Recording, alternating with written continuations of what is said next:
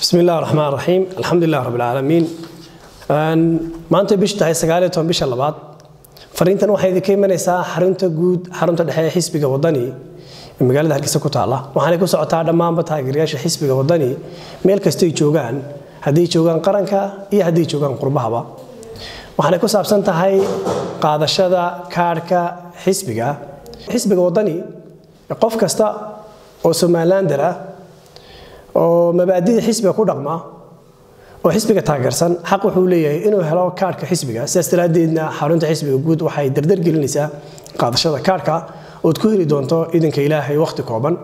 sidaasdaradeed ayaanu fariintan u direynaa oo ku socodsiinaynaa dhamaanba taageerayaasha xisbiga wadani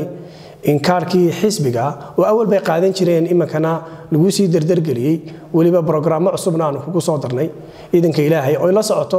inaan ku tartansiin doono gobolada iyo degmooyinka iyo dhamaanba dadka nagala shaqeeya in heli doonaan insha Allah marka qof kastaaba uu keeno dadka xisbiga si diiwaan gelinaya inuu helo promotion heli doono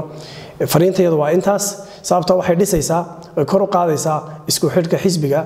iyo taageerayaashiisa waxa kale kor u qaadaysaa dhaqaalihi xisbiga aad ba u mahadsantihiin waxa kale oo isaguna inoo si faahfaahin doona shuruudaha looga baahan yahay agaasimo-xigeenka Khadar sida agaasimuhu sheegay qof kasta oo taageera xisbiga wadani waxa uu xaq u leeyahay inuu helo kaarka xubinimada xisbiga wadani hadaba maxay tahay shuruudaha looga baahan yahay qofka taageera ah ee doonaya inuu qaato kaarka xubinimada xisbiga wadani waa inuu yahay qof muwaadin ah oo u dhashay Jamhuuriyadda Soomaaliland inaanay da'diisu ka yaraan 15 sano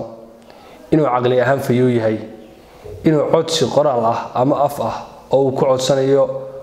xubinimada xisbiga wadani soo gaarsiiyo xafiiska wadani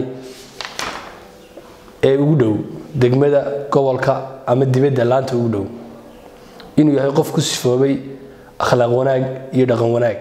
inaanu xubin ka ahayn ama taageero u ahayn xisbi kale sida daraadeed dhammaan taageerayaasha xisbiga wadani ee ku sugan gudaha ee ku sugan dibadda waxaanu ku dhiirigelinaynaa oo ku boorinaynaa inay qaataan kaarka xubinimada xisbiga wadani si ay u cadeeyaan inay yihiin taageerayaasha xisbiga wadani aad ba u mahadsantihiin